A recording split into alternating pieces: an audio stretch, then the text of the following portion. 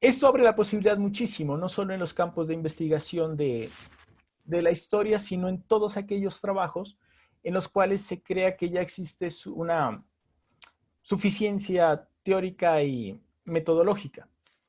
¿Cómo sería este ejemplo de ese periodo catalogado como la violencia en Colombia? Ese es el punto. Entonces, la observación de segundo orden nos lleva aún más allá, es tratar de ver los objetos, es hacer una lectura diferente de las fuentes, es tratar de buscar no lo objetivo que, bueno, la violencia es uno de los elementos también que es muy fuerte de estudiar dentro de las ciencias sociales. La conceptualización de violencia depende desde muchos puntos de vista, desde muchas aristas disciplinares.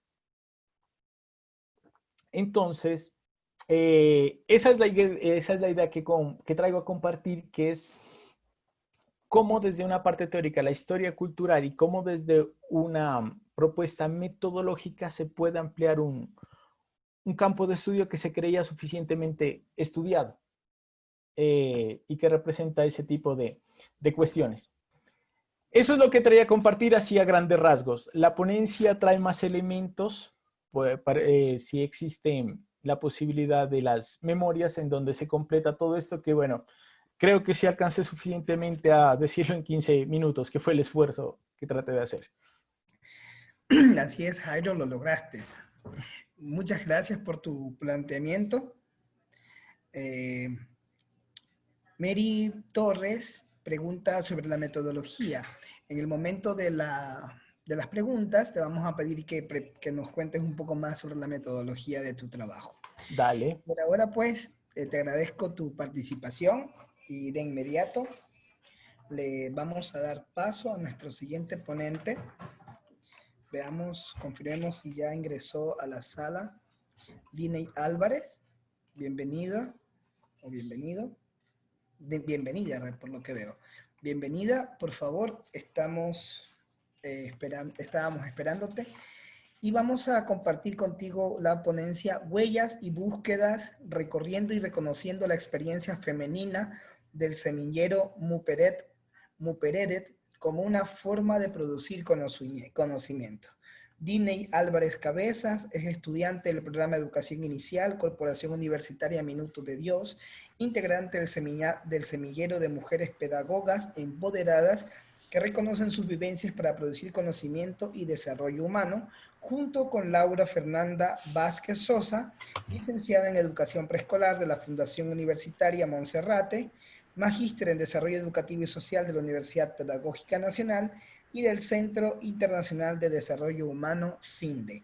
Tienen la palabra, bienvenidas a este espacio y recuerden que cuentan con 15 minutos. Yo estaré controlando el tiempo en este espacio, si les pedimos que por favor enciendan su cámara para poder tener contacto visual con ustedes y tienen el uso de la palabra. Bueno, muy buenas tardes a todos. Ya mi compañerita va a compartir la presentación. Buenas tardes. Sí, buenas tardes, ¿cómo están para todos? Estoy tratando de compartir la pantalla, pero me dice que está deshabilitado. Ya, ahora sí ya puedes.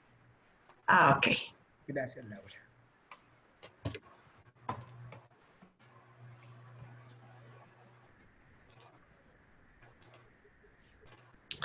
Entonces ya creo que estamos viéndonos acá. Listo, profe. Listo, vale. Entonces, muy buenas tardes a todos.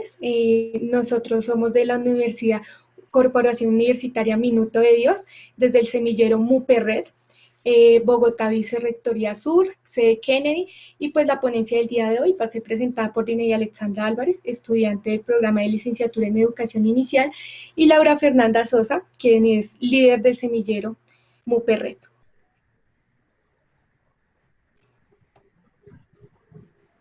Muperred, mujeres pedagogas empoderadas que reconocen sus vivencias para producir conocimiento y potenciar el desarrollo humano, es creado en el 2017 y nace a partir de la necesidad de crear diferentes espacios que permitan intercambio de saberes entre los estudiantes y pues los docentes. lo cual también pues permite un autorreconocimiento de la sujeta histórica a partir de una mirada crítico-hermenéutica.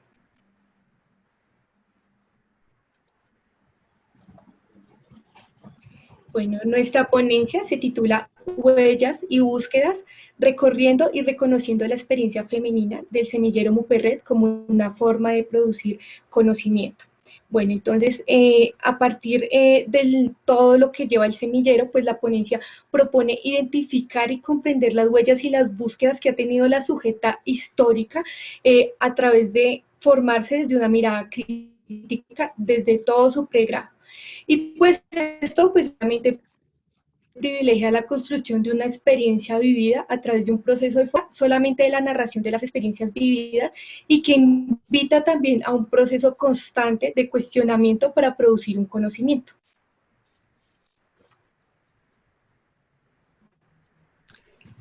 Bueno, dentro de este proceso de la creación del semillero, nuestros referentes teóricos han sido, se han convertido como en nuestros mejores amigos, la verdad, es Hugo Semmelmann y Estela Quintar. Entonces, pues nosotros tenemos una gran influencia del Instituto de Pensamiento y Cultura IPECAL en México. Entonces, desde Hugo Semmelmann, uno de nuestros 3 lugares es el presente potencial, la resignificación de la subjetividad y la historización. Con esta, la mirada está en didáctica neutral, en ver al sujeto como un sujeto enseñante y en la pedagogía de la potenciación. Entonces, en este momento, pues para nosotros dentro del semillero, la concepción del conocimiento es un proceso de formación de los investigadores sociales que emerge dentro de una propuesta epistémica desde el presente potencial o conciencia histórica. Aquí pues es un planteamiento de Semmelmann donde lo que se propone es que el conocimiento como forma particular de apropiación de una realidad se reconozca desde un carácter más general y no solo con la posibilidad como mínima, sino desde esa posibilidad general de dotar al sujeto de una capacidad para ubicarse en un momento histórico y poder reactuar en circunstancias específicas desde esos recortes de realidad en los que se moviliza. Desde esta consideración se produce una articulación entre el sujeto, el conocimiento y la realidad, y se abre la posibilidad de reconfigurar la subjetividad del sujeto a partir de una colocación que exige desarrollar modos de apropiación de la realidad. Entonces, acá buscamos que nuestras estudiantes, y pues hablamos de nuestras porque el programa de pedagogía infantil, en el caso de nosotros, es 100% femenino.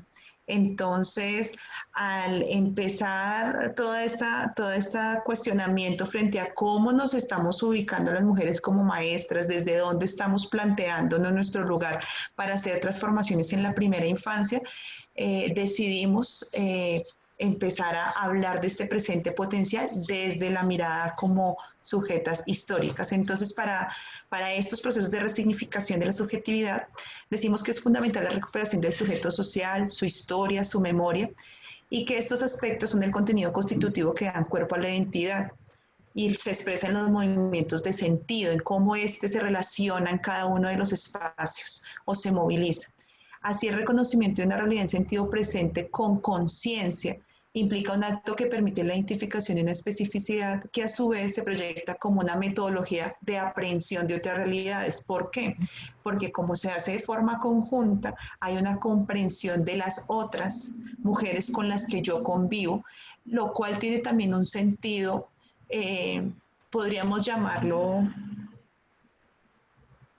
básico, pero que para las relaciones de las mujeres y en el contexto actual en el que se está moviendo el mundo, es muy importante cómo con esas otras pares me identifico, cómo me resignifico con la historia de la otra, pero además cómo la reconozco y cómo la valido desde su lugar, desde esa línea de fuego en la que ellas se exponen todo el tiempo. Y más adelante vamos a ver por qué es esa exposición. Entonces, cuando reconocen esa realidad de sentido, pues nos hemos preguntado permanentemente al interior de Muperret cómo lograr que el sujeto se apropie de la realidad y la intervenga desde ese presente potencial que identifica. Entonces, este camino ha sido como como lograr concretar un discurso declarativo, construir diferentes situaciones de aprendizaje donde la didáctica sea la que nos permita, esa didáctica parametral, no parametral, discúlpenme, desde la historización, se cobre como un valor fundamental, ¿sí? ¿Por qué? Porque en esta medida el investigador en formación se enfrenta a los fenómenos de su realidad y pues a partir de los diferentes ejercicios de problematización que realiza, pues hace uso de los lentes, en este caso para atrapar diferentes ángulos y esos ángulos de mirada o esas otras realidades imaginarias que tienen sus compañeras. ¿Por qué? Porque las relaciones femeninas, y eso se evidencia en uno de los problemas que se evidenciaban dentro del programa, es el mal manejo de las relaciones entre mujeres y tocaba tomar conciencia de esto, ya que a futuro ese iba a ser su contexto o su lugar normal. Entonces desde el semillero se empieza a trabajar también ese presente potencial. Frente a la mirada de Estela Quintar, es una vivencia particularmente personal donde se evoca y se relata de diversas formas la experiencia del investigador en formación. Acá es preciso considerar que primero se encuentra con una tensión frente a esos parámetros. Se choca fundamentalmente con lo epistémico, porque ellos empiezan a darse cuenta que desde donde se han ido formando eso no es como lo está diciendo el semillero, porque empiezan a encontrarse que el semillero es crítico hermenéutico y empezar a comprender este paradigma más para mujeres que han sido formadas dentro de parámetros tradicionales en la cultura colombiana, es una ruptura muy fuerte o un choque epistémico muy duro.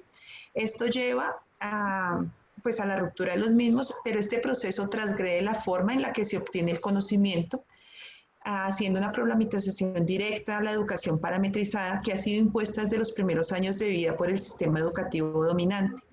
Esta formación es externalizada y no compromete al estudiante con la construcción de su propia subjetividad que está contenida en racionalidades, emociones y voluntad, sino que opta por otorgarle tan solo conceptos e ideas que no son propias y que en ocasiones ni siquiera reconocen el contexto. Entonces, cuando empezamos a ver esto, pues reconocemos en la didáctica no parametral esos actos enseñantes que salen de lo apropiado, de lo impuesto, de cómo no se sabe, de cómo no se aporta a los seres humanos frente a procesos de pensamiento, y por eso se habla de un sujeto enseñante desde el reconocimiento de sí mismo. Entonces, en el proceso de formación se lleva al investigador a cuestionar las teorías y las prácticas consideradas como represivas, se motiva a diseñar y ejecutar respuestas liberadas tanto singulares como colectivas. Esto también, este proceso, los estudiantes hacen una traducción en los cambios de sus condiciones de vida porque empiezan a leerse a sí mismas de forma distinta. La didáctica no parametral es una apuesta por un sujeto enseñante que se movilice a partir de sus propias estructuras y lógicas de racionamiento, pero que decide encontrar dentro de esa racionalidad nuevos caminos y nuevas formas para comprender cómo se relaciona con los otros. Desde ahí, pues, como para avanzar, porque sé que esto pues, es de pronto también vergonzoso con Hugo Zimmerman y Estela Quintar, porque es de mayor profundidad, pero por el tiempo que nos apremia, lo dejaríamos hasta ahí. Bueno, nosotros desde Mutperred identificamos y llevamos pues a cabo estos pasos. Primero se hace un reconocimiento como sujeta sentipensante, después hacemos una mirada a sí misma como una sujeta histórica, luego indagamos pues sobre nuestra propia historia de recorte de realidad y luego nos invita pues al hecho de incomodarnos. Durante todo este tránsito siempre se presenta un proceso de negación, donde se manifiestan siempre barreras comportamentales, cognitivas y volitivas que tratan de evocar sentimientos como la desidia y la ansiedad, que pues son poco aprovechables para los procesos de aprendizaje que se llevan a cabo en Mutperred. También, pues, digamos que el hecho de todo esto implica que, pues, la sujeta, lleve a cabo un proceso en donde evoque que toda esa realidad y todo eso que ya vivió es un proceso de educación y que, pues, es un proceso que está en construcción de su pensamiento a partir de sus experiencias. Sigue, profe.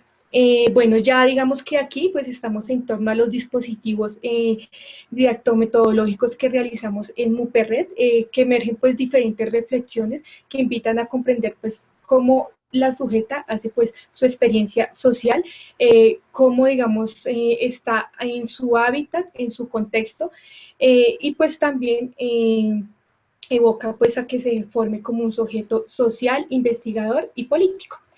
Digamos que en estos dispositivos de aprendizaje, primero retomamos la didactobiografía, los círculos de reflexión y la permanencia siempre en la pregunta. La didactobiografía como una herramienta didáctica y metodológica que permite reconocer toda esa historia que trae pues la sujeta y cómo ella está posicionada socialmente en todo su periodo de su vida. Luego están esos círculos de reflexión que son pues esos espacios que invitan a indagar, que invitan a compartir esos pensamientos, las experiencias, tanto individuales y como colectivas que pues tenemos, y a partir de eso se crea un análisis y una construcción pues del conocimiento colectivo. La permanencia en la pregunta es súper importante. La permanencia en la duda permite ampliar el conocimiento que se tiene de sí mismo y de todo lo que pues rodea a la sujeta, y pues de esta manera se construye pues sus propias vivencias y a partir de eso se generan pues las reflexiones. Sumado a esto, también es muy importante decir que es el de los tres dispositivos, el que mayor movilidad nos da es la didactobiografía, porque como su nombre lo dice, está en movimiento. Lo que se va logrando con las estudiantes es que reconocer desde el escrito que quien soy yo hoy no es la misma de hace 8 días, por más que no hayan pasado momentos extraordinarios, pero en la medida que tú lees, te aprendes a leer y además reconoces tu historia, hay una transformación porque esa transformación te lleva a ser consciente, ¿sí?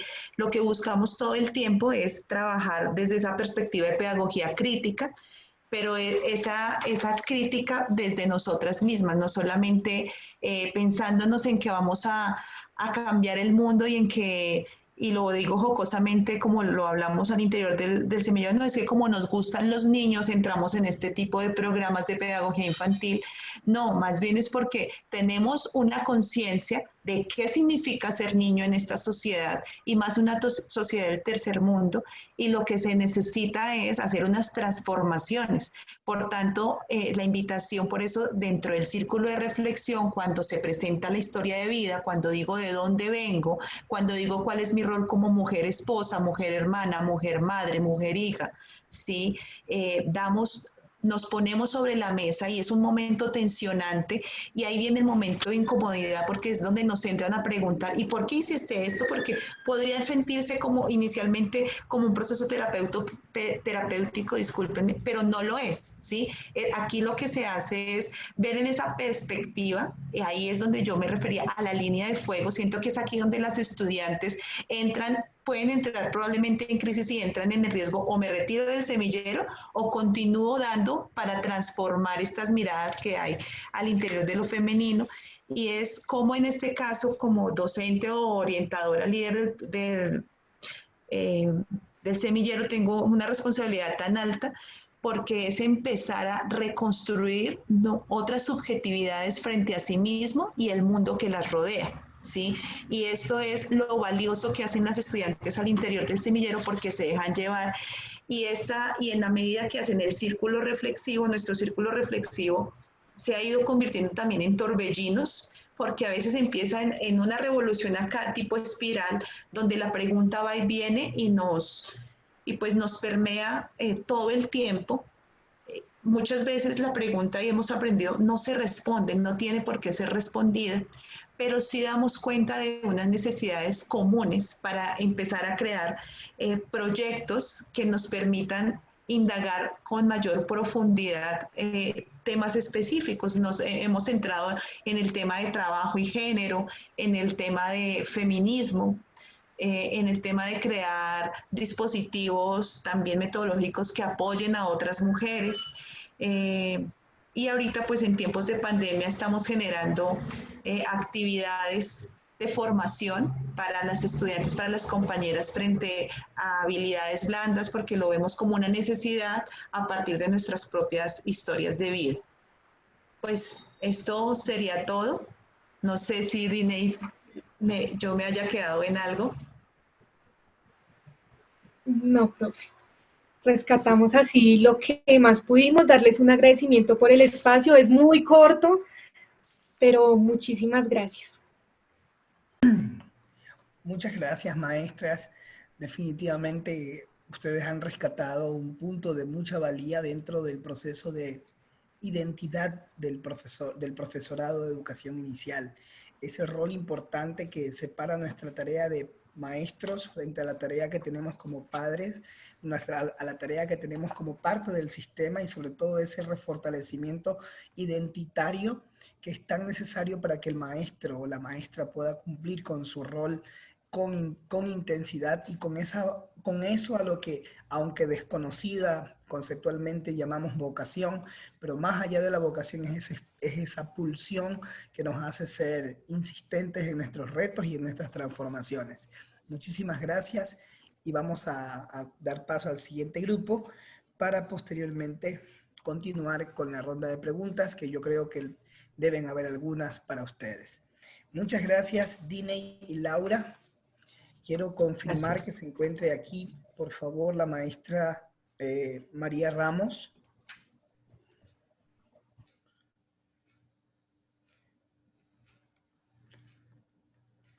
Sí, aquí estás.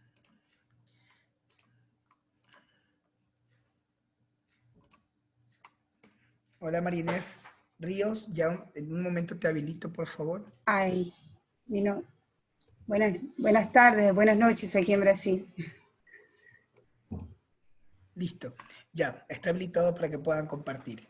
Bienvenidas, María Bernardete Ramos Flores y María Inés Travieso Ríos Kincheski. Kincheski, ¿está bien pronunciado? Sí. Sí. Estudiante del programa de doctorado en Historia de la Universidad Federal de Santa Catarina en el área de concentración Historia de Historiografía, Arte, Memoria y Patrimonio, bajo la dirección de la profesora doctora María Bernardete Ramos Flores, catedrática jubilada del Departamento de Historia de la Universidad Federal Santa Catarina. Bienvenida, profesora Muchas gracias. María Bernardete y profesora María Inés. Bienvenidas a este espacio de colaboración. Muchas gracias. ¿Me escuchan? ¿Me escuchan bien? Buenas tardes a todos. Te escuchamos muy bien, sí, señora. Bueno, gracias. Bueno, mi nombre es María Inés, yo soy uruguaya. Perdón, yo soy uruguaya, pero estoy haciendo mis estudios de posgrados, de doctorado en la Universidad Federal de Santa Catarina en Brasil. Y este trabajo lo hacemos junto con la profesora doctora María Bernardete Ramos Flores, también de la Universidad Federal de Santa Catarina. Bueno, el título de nuestro trabajo es Augusto Torres y el arte prehispánico, la construcción de un lenguaje artístico desde el sur.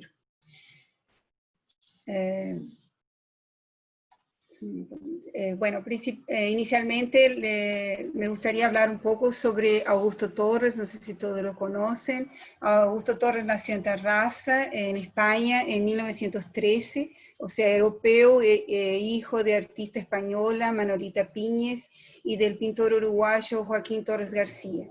En su primera formación artística tuvo una rutina de viajes en los tránsitos culturales de su familia entre Europa, Estados Unidos y luego Sudamérica. Desde su infancia vivió en el ámbito artístico, con la oportunidad de conocer a muchas de las grandes personalidades del arte, tanto de América como de Europa. Los objetivos de la investigación a partir del contacto de Augusto Torres con los signos de los pueblos precolombinos y de las piezas de la colección Augusto Torres y Elsa Andrada, problematizamos los años de aprendizaje de este artista en Europa, en París principalmente en 1928, el trabajo en el Museo de Trocadero y su estancia en Norteamérica, las cuales se desdoblaron en la experiencia en América del Sur, en la producción artística de Augusto Torres, su aportación del taller Torres García y las implicaciones en la obra de su padre en la construcción de su mirada desde el sur. Bueno, la colección Augusto Torres, que es el objeto que nosotros estudiamos, son las huellas de esos percursos, de esos tránsitos culturales de Augusto Torres.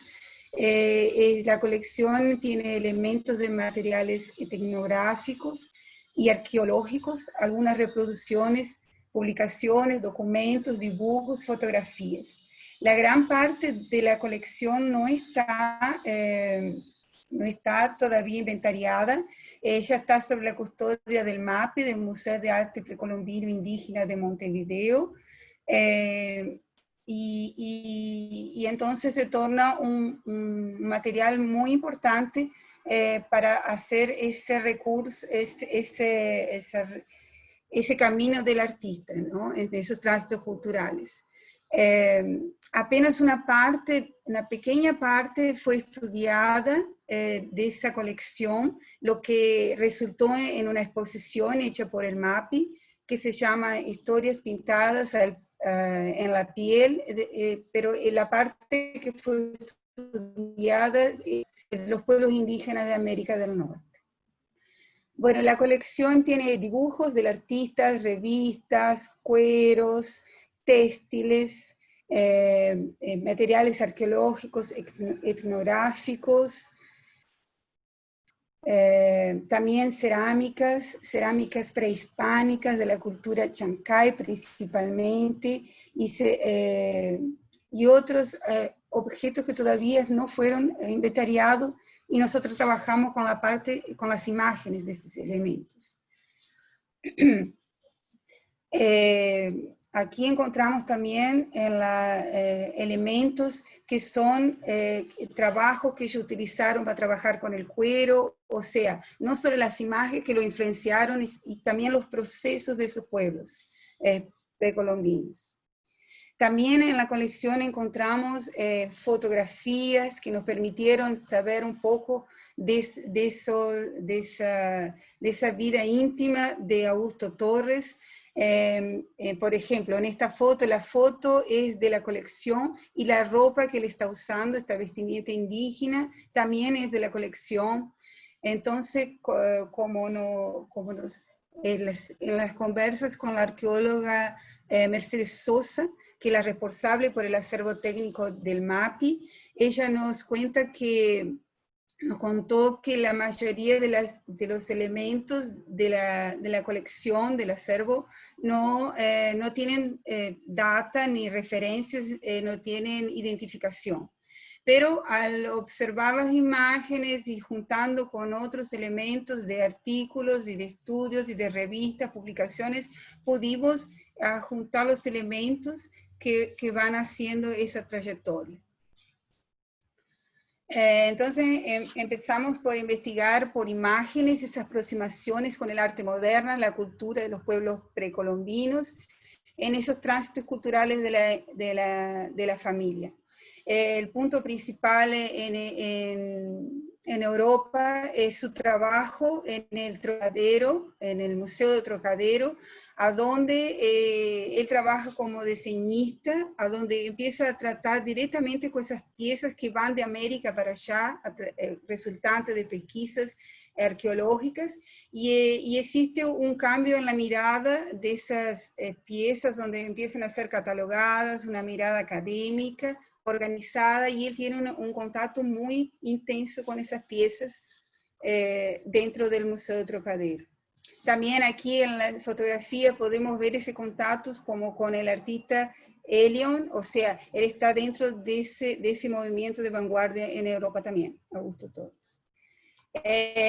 También en ese año ocurre en 1928 una gran exposición que se llama Las Artes Antiguas de América, a donde podemos ver por estas imágenes cómo los sujetos son mostrados de una manera distinta. Se organizan, se dan origen de estos elementos, y ese es el trabajo de diseño que hace Augusto Torres en ese proceso. Augusto Torres ya con 21 años, ya un joven artista, emigra con su familia de Europa para América, donde son recibidos, su padre es recibido, Joaquín Torres García, y su familia por los artistas de Montevideo. O sea, a partir de ese momento se inicia la construcción de un lenguaje artístico desde el sur. Entonces nosotros investigamos a partir de las publicaciones, exposiciones, dibujos realizados del taller Torres García. Entonces investigamos esas imágenes, las exposiciones, los dibujos que estaban en esas revistas como la Círculo y Cuadrado, que su padre empieza a traer para Montevideo. Los dibujos, podemos ver esa presencia, los dibujos de Torres García, de Augusto Torres, Horacio Torres, hermano de Augusto Torres. Entonces, la presencia de ese imaginario, de esa investigación del artista. Aquí tenemos la reconocida obra de Torres García, su padre, el mapa invertido, y también pusimos el primer número de la revista Removedor, donde en la capa tenemos una obra de Augusto Torres. Entonces analizamos cómo todo ese imaginario precolombino actúa dentro del taller Torres García. También dentro del taller Torres García había ese entorno colaborativo, o sea, las pesquisas de uno era compartida con la pesquisa de los demás compañeros, y sin sacar lugar a la subjetividad de cada uno, había un pensamiento colectivo, una transferencia muy grande de conocimientos. Esas experiencias no quedaban solo dentro del espacio del taller Torres García, también iban para la parte, para la vida cotidiana de ellos, en sus reuniones, en sus encuentros. Entonces, en las exposiciones, por ejemplo, aquí pusimos imágenes de Matos, la exposición en Amigos del Arte, en Montevideo, de Matos y Augusto Torres. Matos era otro coleccionador de arte precolombina. Desde 1932 había iniciado una grande colección que termina siendo donada y origina el Museo de Arte Precolombina. Entonces ese convivio con esa arte refleje en su arte. Aquí tenemos dos obras de Matos, perdón. Esta experiencia alrededor del taller también ocurre en la vida personal de Augusto Torres. Entonces él se casa en 1952 con Elsa Andrade, y comparten de esa pasión en común, que es esa mirada para los pueblos primitivos, digamos así como ellos los llamaban, los llamados pueblos primitivos de América. Y eso refleja en su obra. Aquí arriba tenemos una obra de Augusto Torres, aquí abajo de Elsa Andrade, y ese imaginario refleja también en la construcción, en el taller Augusto Torres, sea en la arquitectura, en los detalles constructivos, y también alrededor la colección, las piezas que ellos van juntando, van inundando esos ambientes internamente. Como aporte teórico nos inspiramos en Avin Barbour, quien considera la imagen como una forma expresiva de su tiempo y vehículo de memoria y tradición. Nuestro trabajo de montaje de esas imágenes partimos de la propuesta del mapa Minimuzini, o sea, la vecindad de las imágenes nos permite percibir esas constelaciones de pensamiento del artista, como nos enseña Benjamin. Como conclusiones iniciales, algunos aspectos que corroboraron para la construcción de un lenguaje artístico desde el sur. El nuevo formato de esas exposiciones que ocurrieron en Europa, como fue el caso de la exposición de las artes antiguas de América. En 1928 se realizó una búsqueda, una clasificación de esas piezas, un carácter académico para esas exposiciones, que dio como resultado una apuesta de valor de esas piezas, que fueron exhibidas como objetos de arte.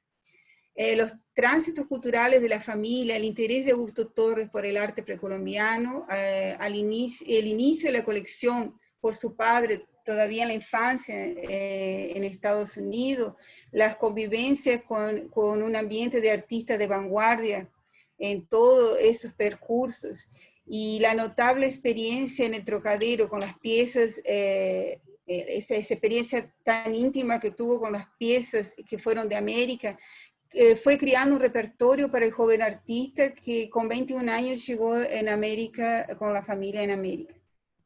Entonces, ya en América, en Montevideo, la constelación de Augusto, la colección de Augusto Torres representa una huella del trabajo significativo, nutriendo y nutrido del pensamiento que se materializó en el taller Torres García.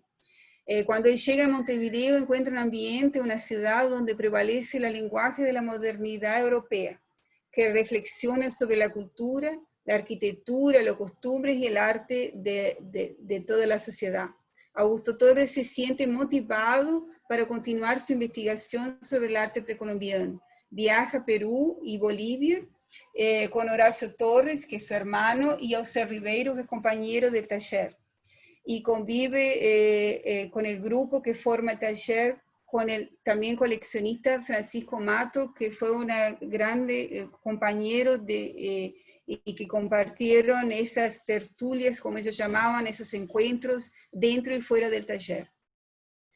Se casa con la artista Elsa Andrada, su colega de taller Torres García, con quien comparte sus estudios sobre el arte amerindio. O sea, a partir de eso inundan su espacio en el taller de ellos, de los dos artistas, con las piezas que resultan posteriormente en esa colección Augusto Torres. El proceso de inclusión de signos de arte indoamericano en el lenguaje constructivista de Torres García, que repercutió en el arte de Augusto Torres y de la colección Augusto Torres, de materiales arqueológicos y etnográficos de la América precolombiana, perteneció al fenómeno de interés y descubrimiento de las artes de esos otros los llamados primitivos, que fueron fuera de Europa y fuera del canon artístico.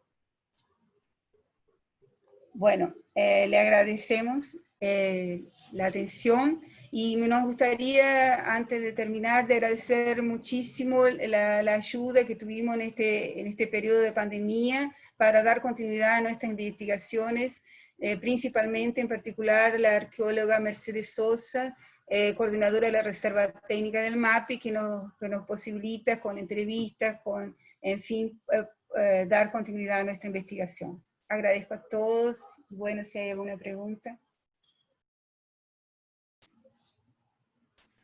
Muchas gracias, María Inés, por tu brillante exposición. Definitivamente, pues, se nota tu interés por rescatar eso que nos hace personas, esa identidad que nos hace latinos. Y qué bueno, pues, sí, reconocer a nuevos autores. Realmente Augusto Torres es una nueva figura para mi imaginario de construcción. Bien, vamos a tener un espacio para preguntas antes de darle paso a las siguientes 3 ponencias. De esa manera nos saturamos menos en el proceso de presentar las inquietudes que tenemos. Así que voy a proceder.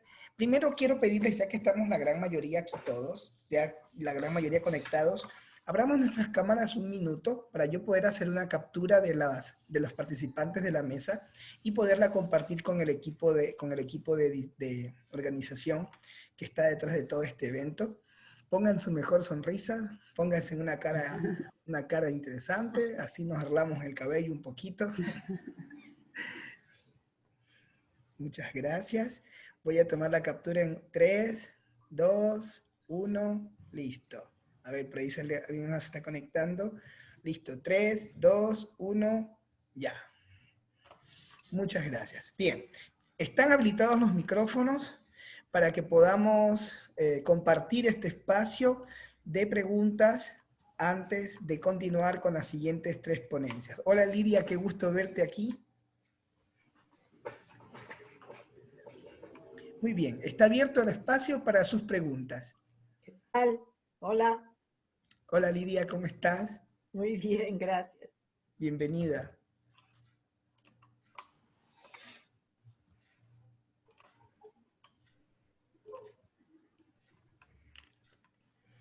Bien, ¿alguna pregunta sobre los tres primeros temas que hemos discutido? El tema de identidad, de identidades en educación inicial, o el tema de Augusto Torres, o sobre el tema de representaciones de la violencia, de los que están presentes en la sala.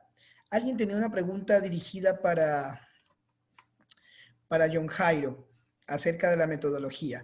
Nos gustaría que nos presentaras tu parte de metodologías, John Jairo, para resolver la duda que se presentó a través del chat. La duda de Mary Torres. Mary Torres, ¿estás aquí todavía?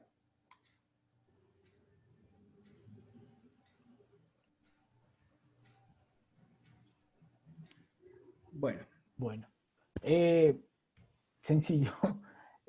Bueno, las representaciones siempre están ubicadas socialmente y la idea de hacer metodológica es trabajar primero por preguntas y respuestas, ubicar las distinciones y las indicaciones que se hacen de la realidad, teniendo en cuenta los postulados de Luhmann y la comunicación de las observaciones de segundo orden.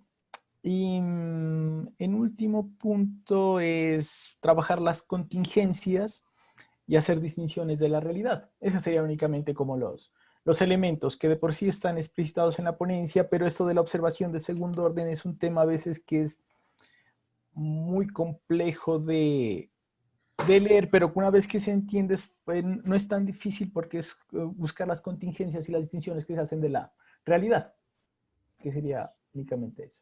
Bien, muchas gracias, John Jairo. Isabel, ¿tienes una pregunta? Puedes habilitar tu micrófono y hacerla. Bueno, buenas tardes para todos.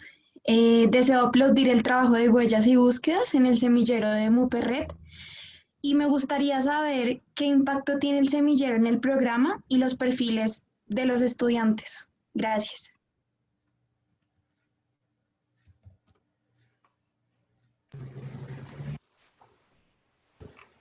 Bueno, voy a tomar la palabra para responder. Muchas gracias por la pregunta y pues por el aplauso que nos permites.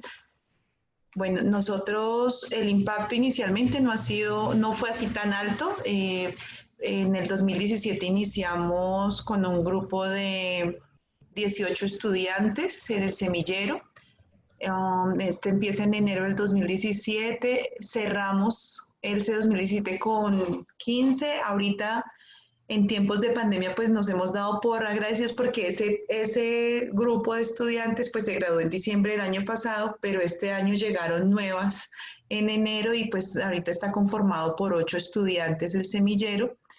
¿Qué contextos tienen estas estudiantes? Bueno, nuestra universidad es de corte privado en Bogotá y tiene una visión de los sacerdotes eudistas, está ubicada en la zona sur de Bogotá, específicamente en Kennedy, que es una zona de una u otra forma con necesidades económicas y nuestros estudiantes vienen de diferentes barrios ubicados en esta localidad.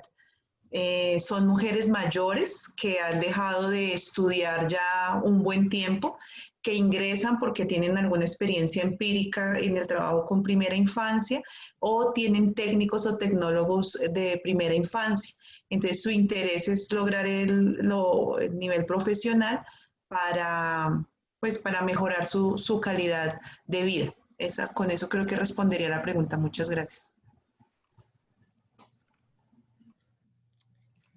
Bien, muchas gracias.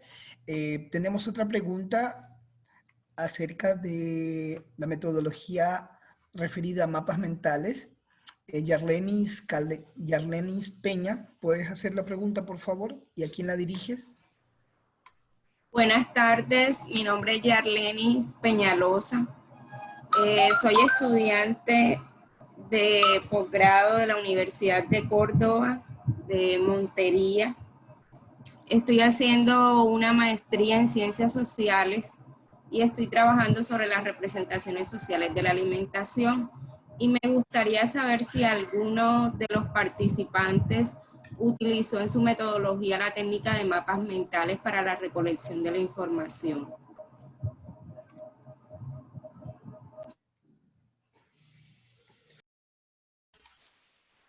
En nuestro estudio no utilizamos.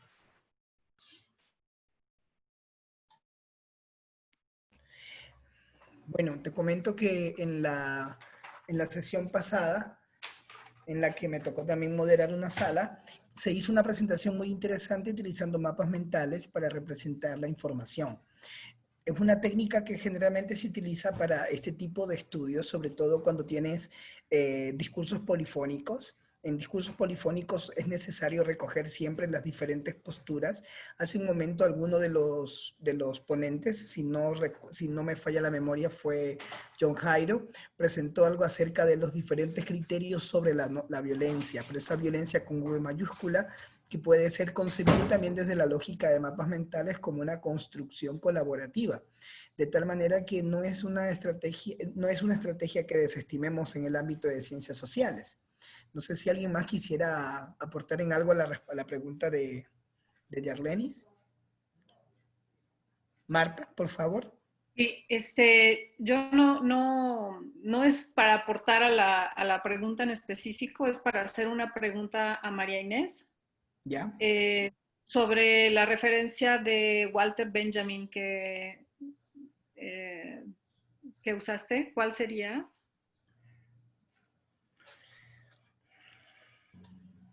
Hola. Bueno, nosotros trabajamos con la imagen, Warburg en el sentido de la constelación de imágenes, en las vicinanzas de las imágenes, y Benjamin también en el sentido de la experiencia con el espacio, los percursos, con la vida y sobrevida de esas imágenes. Sería básicamente eso. No sé si esa era su pregunta. Hay una referencia, un libro de Benjamin. Sí, varios. Sí, si usted quiere, porque fundamentalmente mi tesis de doctorado también es, si usted quiere me puede dejar su dirección y yo se lo encamino, yo pongo mi dirección aquí y le puedo pasar la bibliografía. Muchas gracias. Sí, me interesaría mucho. Voy a escribir mi dirección en el chat. Muchas gracias. Bueno. Nos mantenemos en contacto. Muy bien. Muchísimas gracias por esta primera fase de ponencias.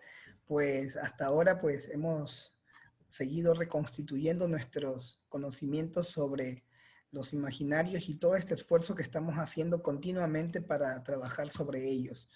Ahora pues le voy a dar la bienvenida a Marta de Alba González, profesora investigadora en la licenciatura y en el posgrado de Psicología Social del Departamento de Sociología de la Universidad Autónoma Metropolitana de Iztapalapa. Iztapalapa, ¿sí lo pronuncié bien? Sí. ¿Sí? ¿Quién nos va a presentar el tema de pensamiento mágico, representaciones e imaginarios sociales? Tienes la palabra y bienvenida a este espacio de construcción. Gracias. Voy a compartir pantalla.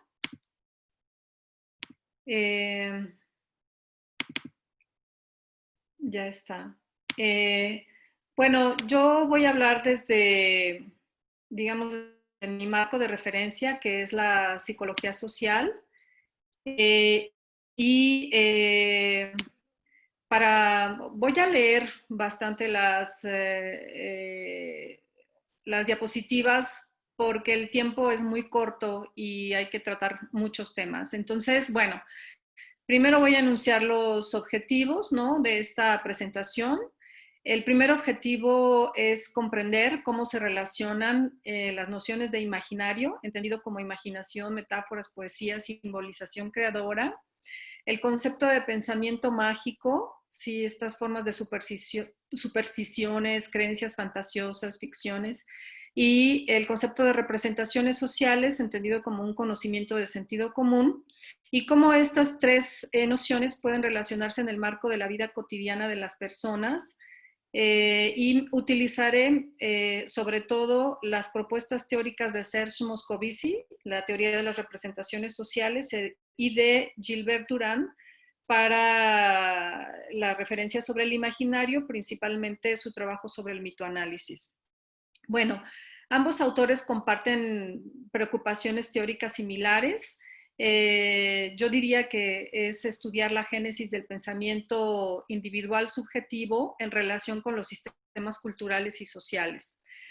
Un segundo objetivo de mi ponencia es presentar 2 métodos para estudiar estas 3 formas de pensamiento, que son el dibujo y los relatos libres.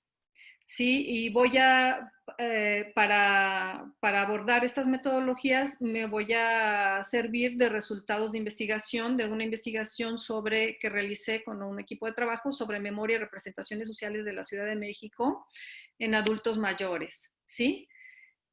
Bueno, volviendo a las preocupaciones teóricas de Moscovici y Durán, ambos autores, digamos, reconocen que las sociedades modernas occidentales han impuesto la racionalidad científica como única forma válida de pensamiento en detrimento del pensamiento mágico o de un imaginario que da entrada a la fantasía, la ensoñación y la utopía. ¿Sí? Dice Moscovici, por ejemplo, que es como si hubiera el chamán por un lado, ¿sí? Con su pensamiento mágico, y el científico en el otro extremo. Pero lo que estos autores proponen es que en realidad estas 2 formas de pensamiento coexisten en la vida cotidiana, ¿no? Durán dice, por ejemplo, que la educación masiva tiende a desmitificar el pensamiento social, imponiendo una lógica racional a una supuesta sociedad homogénea. El imaginario encuentra formas de expresión, sin embargo, a través del sueño, la magia y la fantasía. Es decir, a pesar de que todos pasamos a través de la educación formal por un proceso de, digamos, de forma de que nos enseñan a pensar científicamente, digamos, ¿no? Y a jerarquizar una forma de pensamiento sobre otra. Sin embargo, dice Durán, ese imaginario que es prácticamente biológico se expresa y encuentra salida de diferentes formas, ¿no? Se forma entonces una dicotomía jerárquica del mundo simbólico que coexiste en las sociedades occidentalizadas y en las culturas contemporáneas, ¿no? Ambos autores reivindican el imaginario y el pensamiento mágico como formas de pensamiento válido, ¿no? Hablan del poder de las creencias, sobre todo si nos referimos a la propaganda, a la publicidad, la fuerza simbólica de las imágenes que todos conocemos y que solemos utilizar también como una forma de pensamiento práctico, ¿no?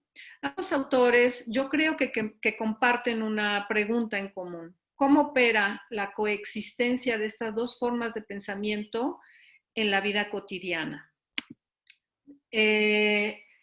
Entonces, yo creo, a través de los trabajos que he realizado analizando esta relación entre representaciones sociales imaginarias y pensamiento mágico, que el imaginario y el pensamiento mágico operan principalmente en situaciones de suspensión de una racionalidad estricta que a veces es inconsciente y que nos lleva, por ejemplo, a aceptar las contradicciones o a no cuestionarlas, a negar la comprobación de los hechos, cuando estamos en un estado en el que dejamos fluir la imaginación fantástica y las emociones, que, por ejemplo, para Borges, por ejemplo, es este estado, el estado de creación literaria. O también cuando nos colocamos en un punto medio entre la realidad y la ficción. No son formas de pensamiento, digamos, el imaginario y el pensamiento mágico raras, ¿no? Son formas de pensamiento más frecuentes de lo que se presentan, con las que operamos de manera más frecuente de lo que en realidad pensamos. Pongámonos a pensar en qué momentos somos totalmente racionales y nos conducimos bajo los principios de la lógica científica. Pues si lo pensamos bien a bien, no muy frecuentemente. Muchos estudios en psicología social, por ejemplo, pues muestran cómo en la vida cotidiana el sentido común pues en el sentido común nos manejamos, por ejemplo, a través de una serie de prejuicios, estereotipos, cometemos un montón de errores de inferencia, hacemos muy fácilmente atribuciones, llegamos a conclusiones fáciles, etcétera, ¿no? Entonces, bien a bien, diríamos Covici, pues solamente en los ámbitos científicos y muy, muy particulares es en los que únicamente impera esta realidad científica, pero en lo cotidiano, pues, nos manejamos desde este sentido común que está muy impregnado de imágenes y de la magia, ¿no?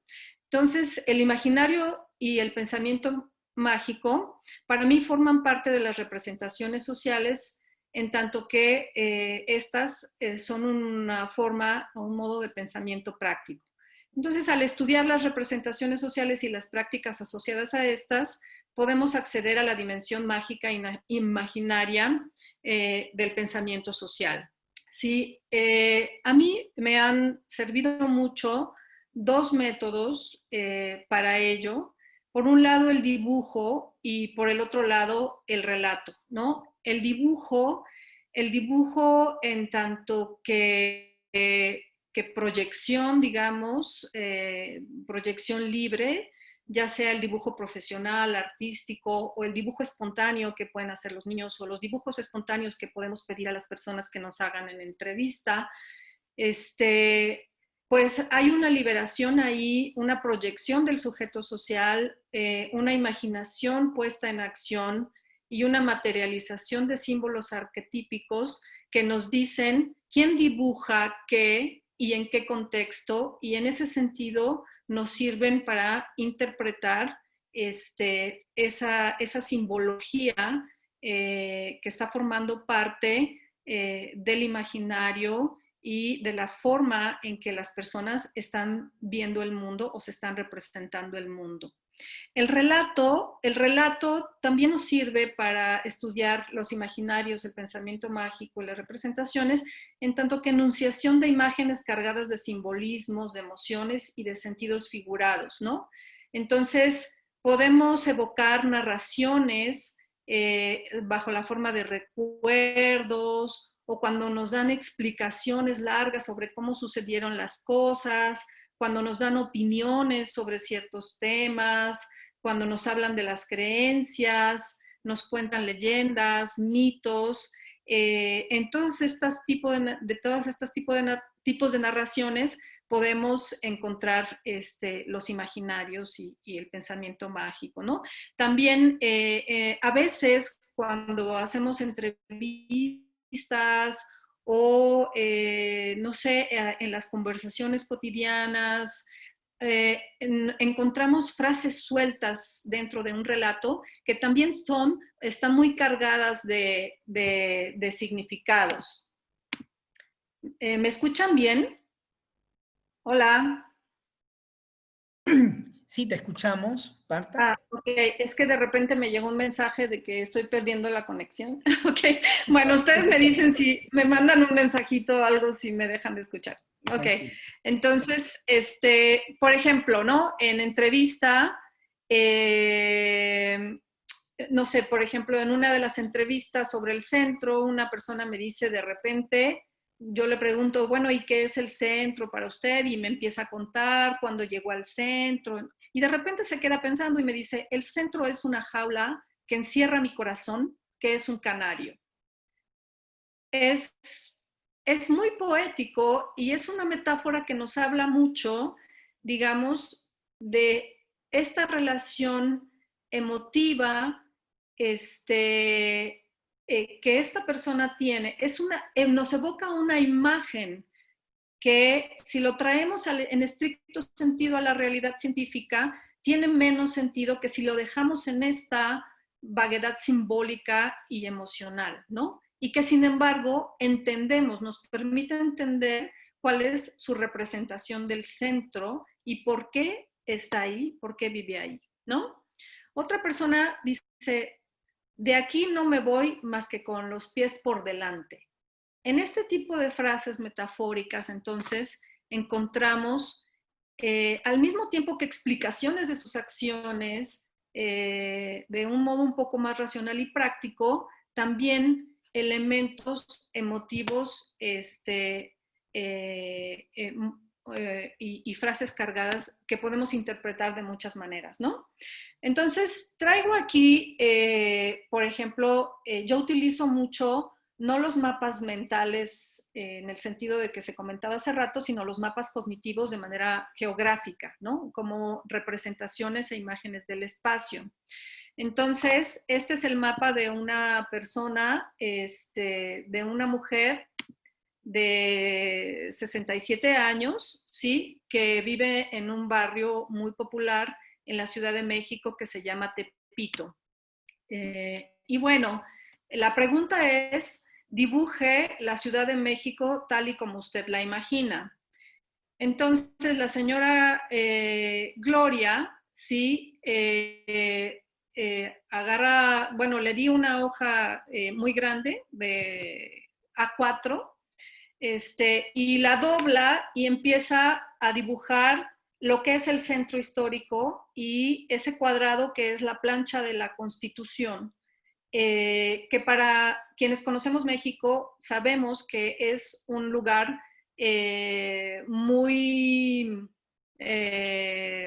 importante desde el punto de vista histórico, pero también desde el punto de vista de la imaginación y de la reconstrucción de la historia, una historia un poco mítica también de México. Entonces, la señora empieza sobre todo dibujando los cerros, porque la Ciudad de México está en un valle, entonces dibuja los cerros como si enmarcara la ciudad, y esa ciudad se acota a lo que es un espacio muy pequeño, que es el centro histórico, pero centrado en esta plancha que es el Zócalo de la Ciudad de México. Y que desde ahí, ella dice, parten muchas calles, y entonces pone como estas líneas radiales, ¿no? Que por un lado se puede interpretar de aquí parten muchas calles, como el Zócalo como el origen, ¿sí? En verdad, este lugar es un poderoso símbolo del origen mítico de la ciudad prehispánica que fue Tenochtitlán, ¿sí? Y es en prácticamente todos los estudios que yo he hecho con mapas de la Ciudad de México, este cuadrado es todo el mundo lo dibuja y es como una representación, como el núcleo duro de la representación de la Ciudad de México. Pero en estos mapas también lo que encontramos son como capas de una memoria cultural e histórica que hace un juego entre el presente y el pasado. La señora Gloria dibuja este lugar, ¿sí? Porque pues todo el mundo lo conoce, pero también está muy relacionado con su vida personal. Voy a ir muy rápido. Entonces, la representación social de la ciudad de Gloria se ancla en aspectos culturales, en el corazón histórico de la ciudad, que remite al mito fundador de México, Tenochtitlán, y a la ciudad prehispánica enterrada, a las creencias religiosas como católica practicante de Gloria, porque las iglesias son puntos de referencia muy importantes en los dibujos, y a su vida cotidiana, presente y pasado, por los lugares que dibuja, y no solo eso, sino también por lo que... Me voy a saltar estos mapas porque era un poco para ejemplificar esta memoria cultural, y me voy a un fragmento en donde Gloria practica el oficio de reparadora de niños Dios, ¿sí? Y ella relata, como un ejemplo del relato, pues, de lo que estaba diciendo hace rato, cómo su padre, que es Manuel, se convierte en reparador, bueno, primero creador de niños Dios y luego reparador de niños Dios, ¿no? Él había dejado de creer en Dios por el fallecimiento de una de sus hijas. Entonces Gloria relata, era mucho su dolor, y creo que a los 2 años, a los 3 años, llega una señora viejita y le dice, Señor, mire, ¿qué está haciendo? Lo veo muy triste. Usted tiene una pena, tiene un dolor muy grande. Manuel responde, sí, tengo una pena. Le dice la señora entonces, yo le traje este niño Dios para que usted me lo componga. Pues a ver cómo usted le hace, pero usted me lo compone. Si usted se pone a hacerme esto, Se le va a quitar esa pena, don Manuel. Ella se dio la vuelta y dejó al niño. Cuando mi papá se volteó, se desapareció la señora y no sabe ni cómo, ni cuándo, ni para dónde se quedó o para dónde se metió. Pero él empezó a sentir chinita su piel. Empezó mi papá pues a como quererlo hacer. Mi papá nos platicaba que era un niño de madera que estaba muy feíto y que le decía, ay, ¿cómo te voy a arreglar? Mira, sí, ¿cómo tienes tus piecitos? Agarró un cuchillo y empezó a hacer sus manitas, a enderezar sus piecitos y todo. La señora un día regresó por su niño y se fue. Fue cuando cambió la vida de mi padre, empezó a hacer sus niños de madera. Bueno, la representación social de la Ciudad de Gloria, en la representación social de la Ciudad de Gloria están articuladas con recuerdos familiares, memorias del barrio en estrecha conexión con el centro histórico y con sus propias experiencias de vida impregnadas de afecto.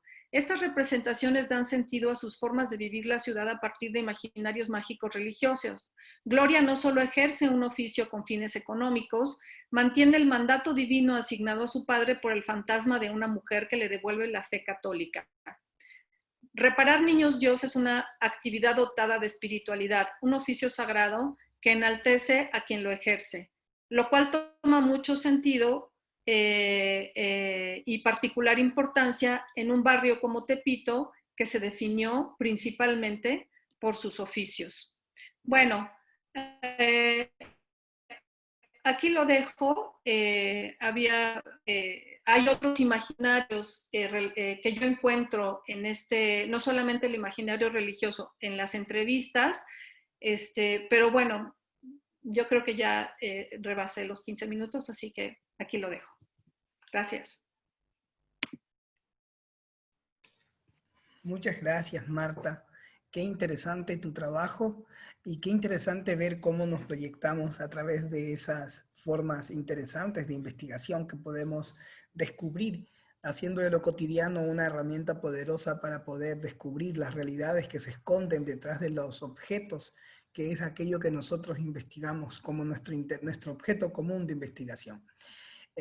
Vamos a dejar las preguntas para Marta para el final de la sesión. Vamos a escuchar ahora a Grisel Morales Avilés y de inmediato pues vamos a dar paso a las preguntas después de terminar esa segunda ponencia. Grisel Varinia Morales Avilés es consultora de la Fundación Unir Bolivia y miembro del Grupo de Investigación de Psicología Política de la Universidad Mayor de San Andrés, La Paz, Bolivia. Su tema se titula Una mirada a los imaginarios sociales en Bolivia a través de una investigación global comparativa. Bienvenida, Grisel, y tienes la palabra. Muchas gracias, Francisco. ¿Me escuchas? ¿Te escucha? Sí, sí te escuchamos, muy bien. Ya, bueno, voy a empezar entonces a hablar de esta ponencia. Muchas gracias por la presentación, que se denomina, como mencionabas, una mirada a los imaginarios sociales a través de una investigación global comparativa. Esta investigación global comparativa me pareció muy importante compartirla, porque precisamente en inglés se denomina World Value Survey y es una encuesta que se realiza a nivel global. Entonces, está compuesta por una red de científicos sociales que estudian las percepciones cambiantes, ¿no? Y cómo estas obviamente impactan en la vida social y política de las sociedades, y está dirigida por Ronald Inglehart. Ronald Inglehart es un científico social que es el que acuñó, ¿no?, el enfoque del posmodernismo. Obviamente, después de la Segunda Guerra Mundial, él ve que en su sociedad, en las sociedades europeas, se alcanza cierta estabilidad económica, por lo que genera, ¿no?, este concepto de lo que es el postmaterialismo, y empieza a preguntarse y a cuestionarse qué es lo que las personas vamos a, o hacia dónde los valores, las creencias van a ir después de que hemos alcanzado esta satisfacción de estas necesidades básicas, ¿no? Y entonces conforma este equipo de académicos y empiezan a hacer el World Value Survey desde hace ya 4 décadas, iniciando en 1981, y ha recogido información comparable sobre distintas variables en casi 100 países. Entonces, esta es una investigación que en su muestra representa más del 90% de la población mundial, constituyéndose en una fuente principal de datos. Es importante también aquí mencionar que esta fuente de datos es de libre acceso para cualquier cientista social que ingrese precisamente a la página del World Value Survey y puede descargar los datos del país que quiera y de las variables que quiera. Busca ayudar a los científicos y formuladores de políticas públicas a comprender los cambios en las creencias, valores, motivaciones de las personas alrededor del mundo. En el caso de Bolivia, que es lo que les voy a exponer a continuación, esta encuesta se realizó el año 2017 por primera vez y fue parte de la ronda 7.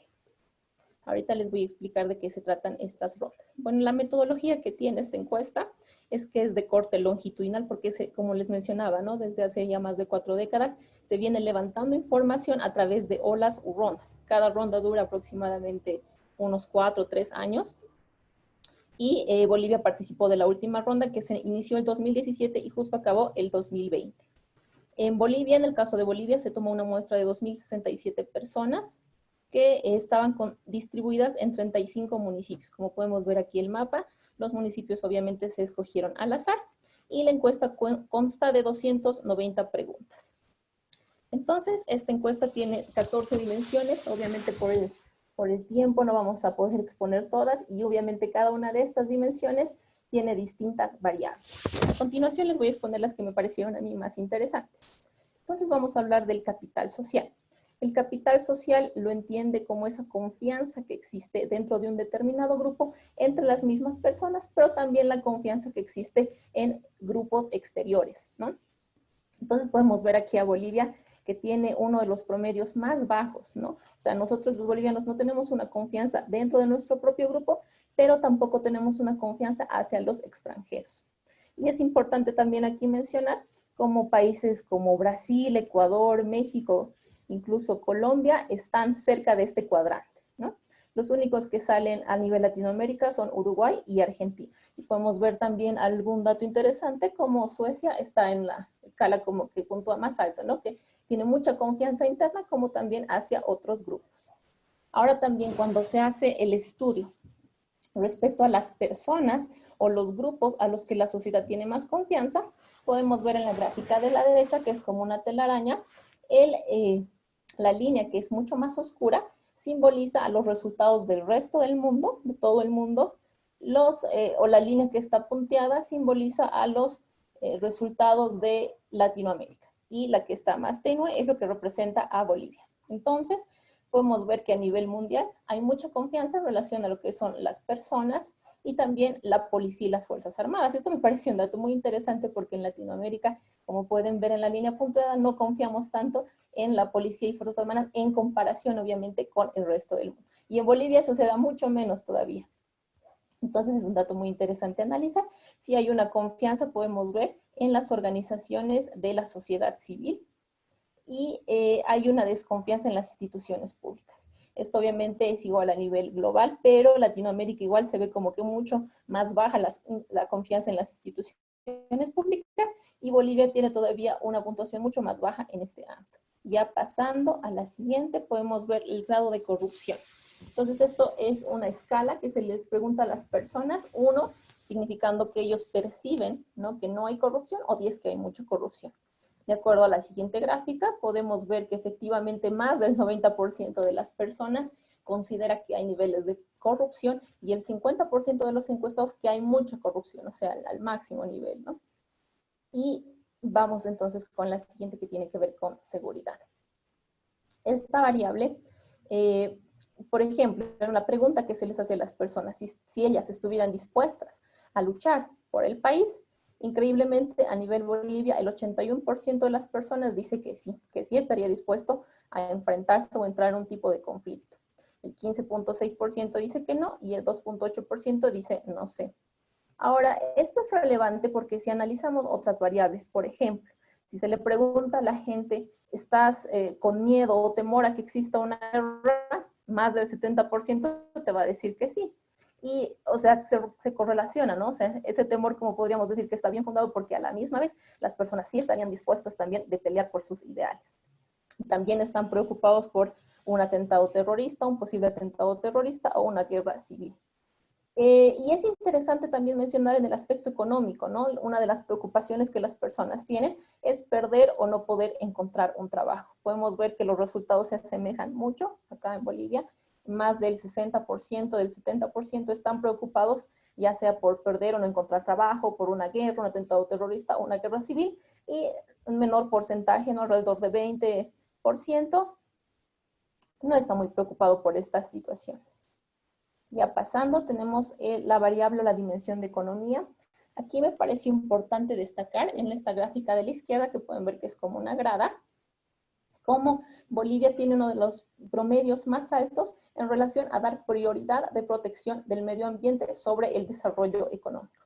Y es interesante también cómo Latinoamérica, ustedes pueden ver que Latinoamérica, los países que se hicieron en esta ronda son los que están en gris y los más claritos son el resto del mundo. Entonces, estamos como que nuestro imaginario está muy enfocado en cuidar al medio ambiente sobre los modelos de desarrollo económico.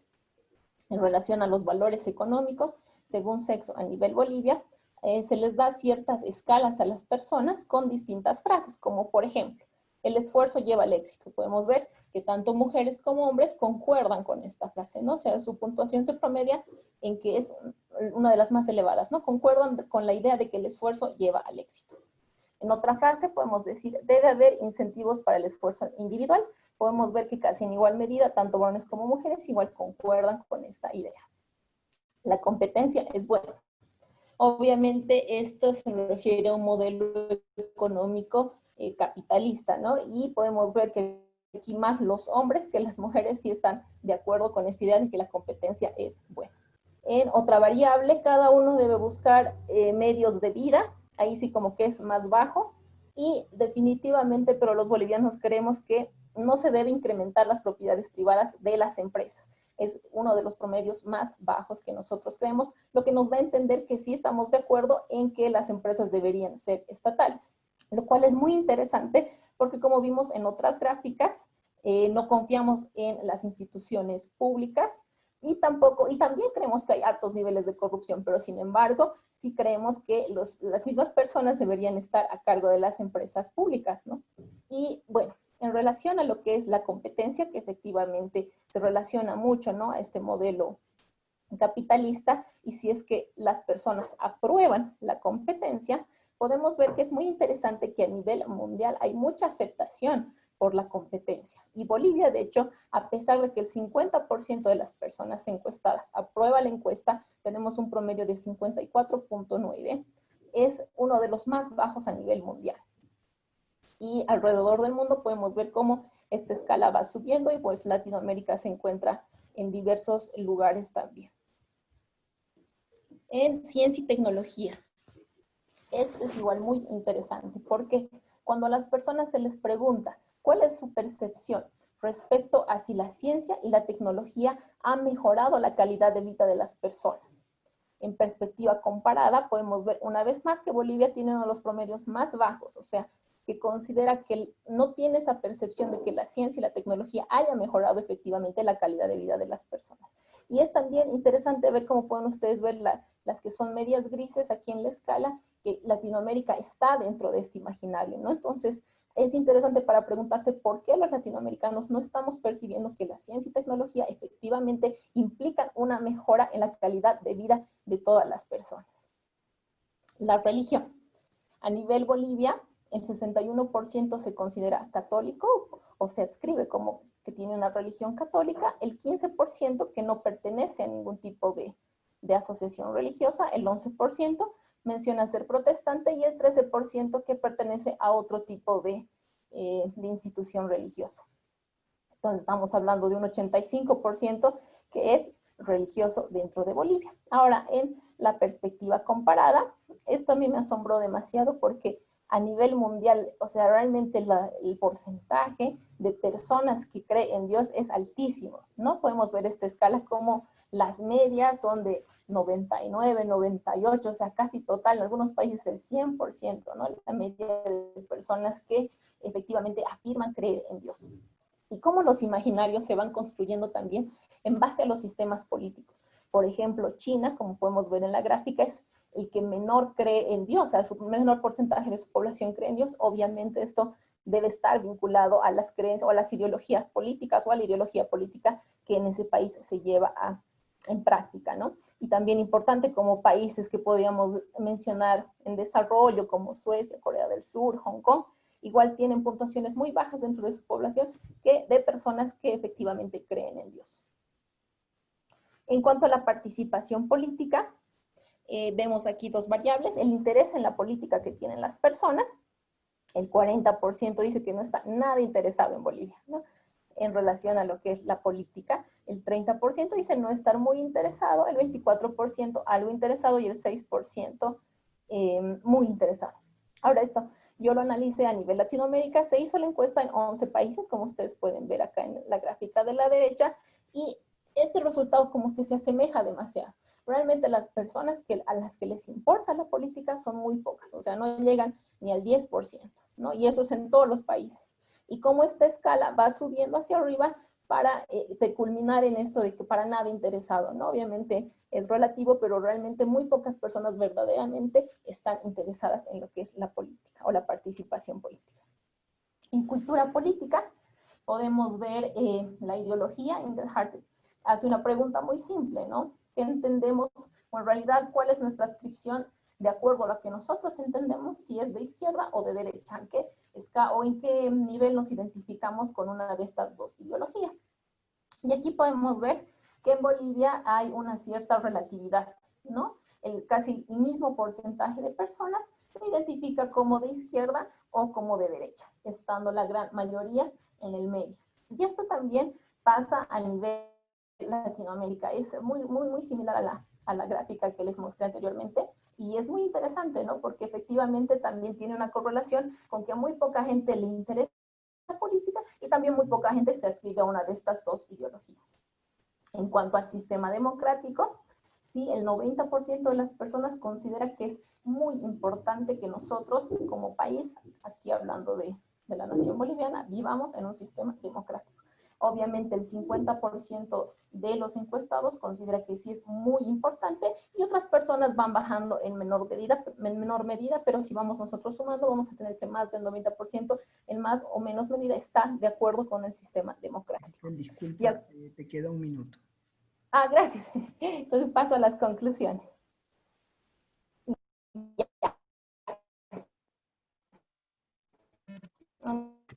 Entonces, con estos resultados podemos ver que los imaginarios, y a mí me ayudó a visibilizar, ¿no?, que los imaginarios sociales se construyen por diferentes instituciones, variables y o estímulos. Entonces, esto es súper importante porque podemos ver que las políticas públicas o diferentes instituciones como la escuela, como la religión, pueden cambiar tu percepción, pueden cambiar tus imaginarios. Entonces, es importante que nosotros empecemos a debatir, a discutir qué imaginario se está instalando en la sociedad, ¿no?, para poder entendernos y así tener muchas más herramientas para la transformación social. Entonces me parece que hay que replantear el rol de los cientistas sociales y de las humanidades en general en un contexto altamente complejo, con dificultades, con desafíos que como humanidad nos aquejan desde diversos ámbitos. Entonces, nada, esa sería mi investigación. Cualquier duda o consulta pueden escribirme a mi correo. Muchas gracias.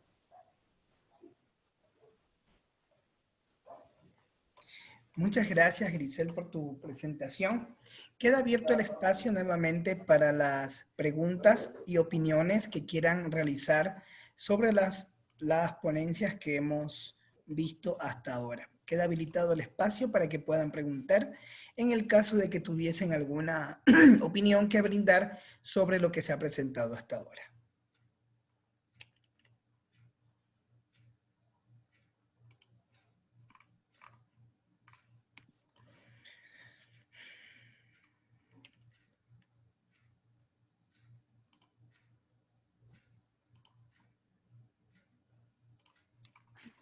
Yo tengo una pregunta para Grisel.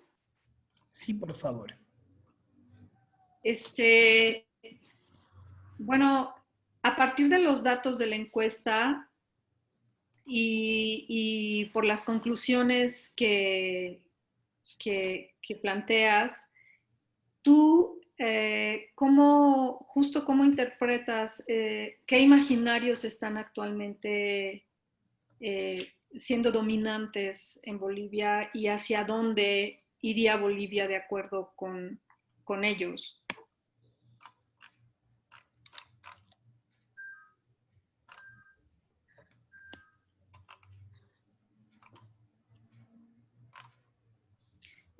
No te escuchamos. Grisel, por favor, ¿podrías repetir? Ah, sí, perdón. Yo ya estaba en la mitad de mi respuesta.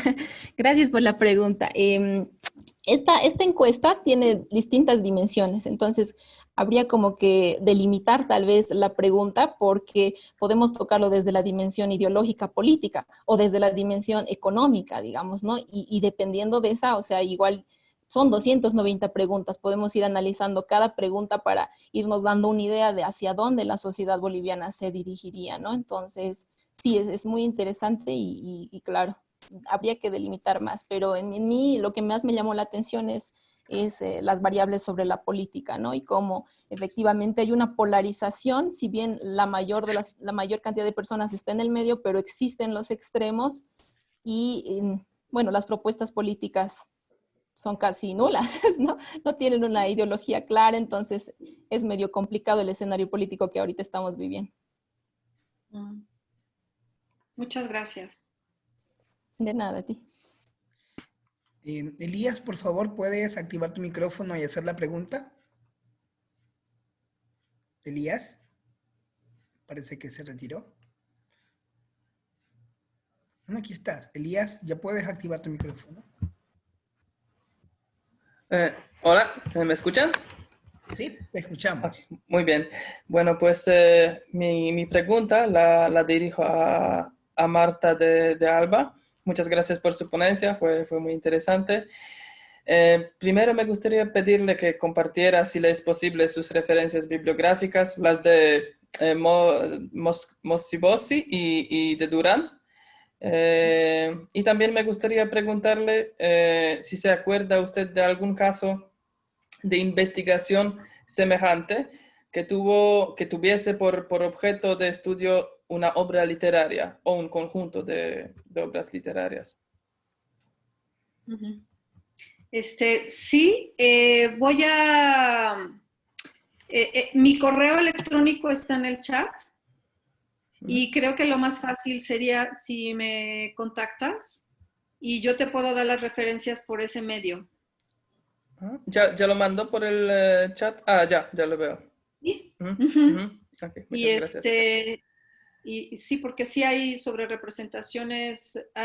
Conozco un trabajo sobre representaciones. No sé si utiliza la noción de imaginario, en todo caso las representaciones sociales sí, de la Ciudad de México a partir del análisis de la obra literaria de Carlos Fuentes. Sí, entonces, bueno, y hay algunas otras cosas, pero si quieres te mando las referencias, porque ahorita no las tengo. Sí, perfecto. Ok, bueno, pues le voy a escribir. Muchísimas gracias. Listo, muchas gracias, Elías, por tus preguntas. Roberto González, por favor.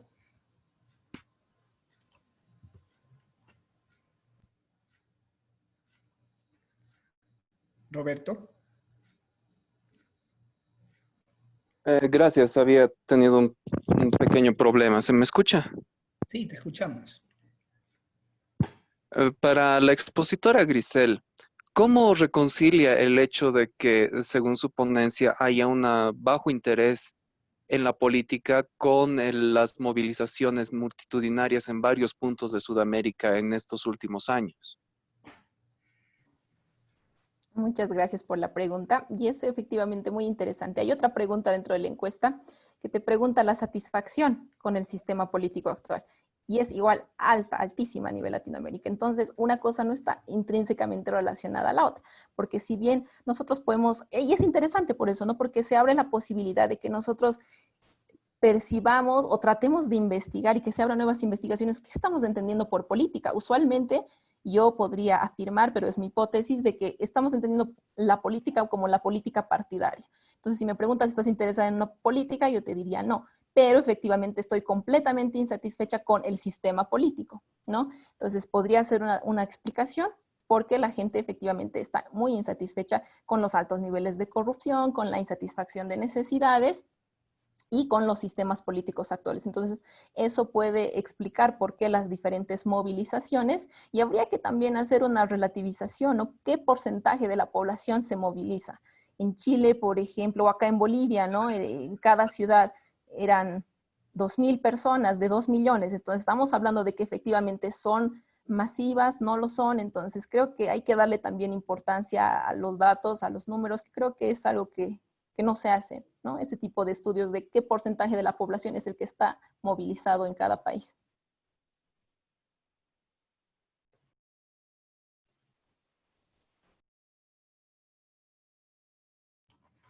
Muchas gracias, Grisel, por tu respuesta. Quisiera saber si alguien más desea, Paula Povel, para la doctora Marta. ¿Cómo maneja el análisis de los dibujos y las entrevistas? Muy buena pregunta. Sí, bueno, para trabajar, el trabajo con el dibujo, hay que saber que cuando uno lo utiliza en entrevista, es muy importante preguntarle a las personas qué es lo que está dibujando y que nos refiera qué significa cada línea, cada punto, cada cosa que está dibujando. Ya sea que se trate de un mapa, ya sea que se trate de un dibujo de cualquier otra cosa, porque de otra manera es muy difícil interpretar el dibujo, ¿sí?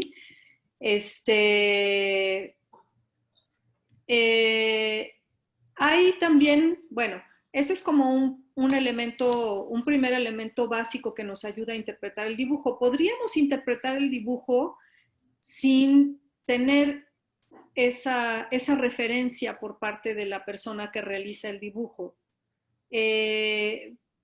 Por ejemplo, yo puedo suponer que el cuadrado que dibuja en el mapa, dado que conozco muchos mapas, puedo suponer que es la plancha del Zócalo y puedo analizar el Zócalo como símbolo de ese espacio que tiene una fuerte connotación histórica, ¿no? Entonces, y puedo entonces ahí hacer esta relación entre el símbolo y sus diferentes significados que van más allá del dibujante. Lo mejor para mí es poner en relación el significado que da el dibujante con otros múltiples significados que pueda tener el símbolo, ¿no?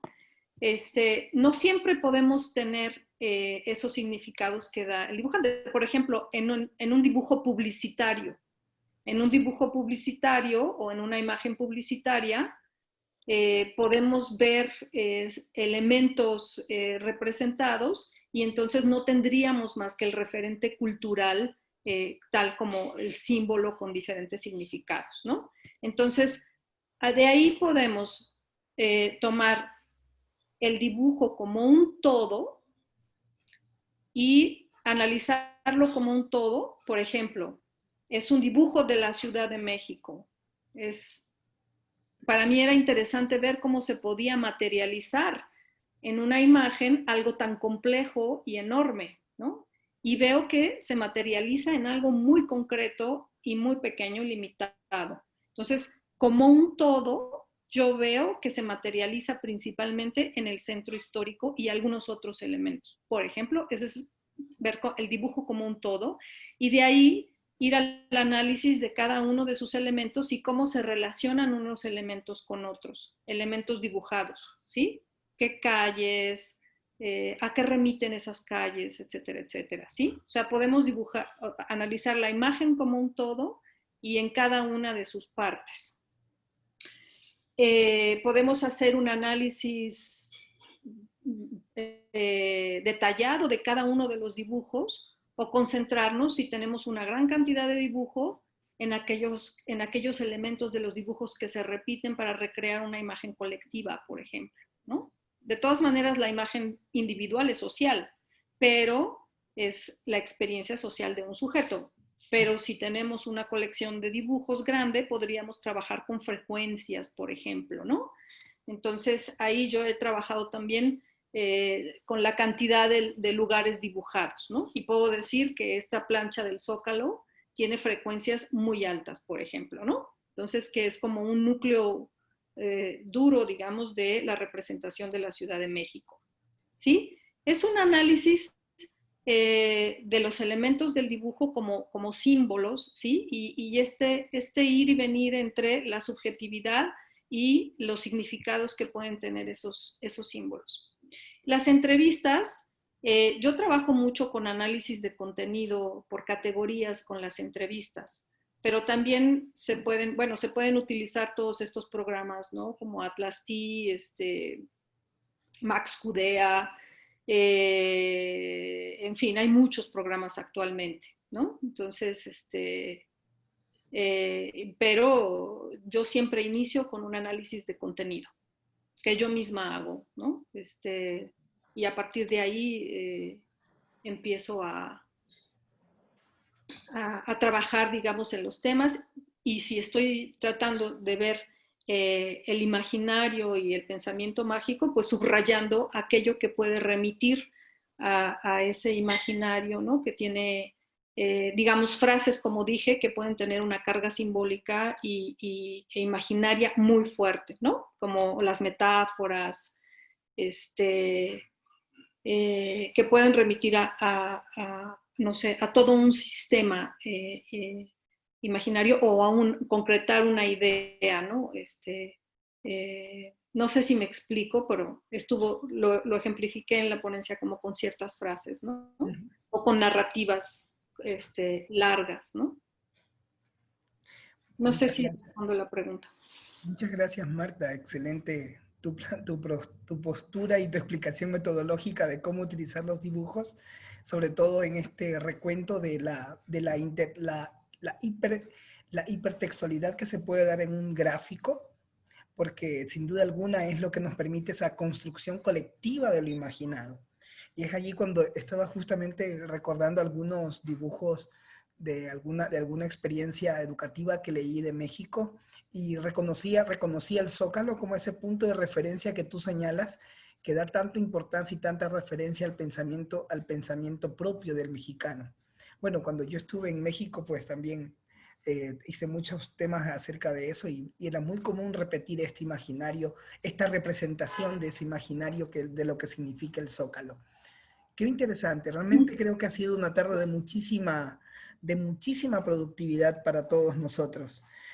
Quisiera saber si existe alguna otra inquietud, alguna otra pregunta que quisieran realizar. O por caso contrario, les agradezco muchísimo a todos y a todas por su intervención y su participación en este espacio.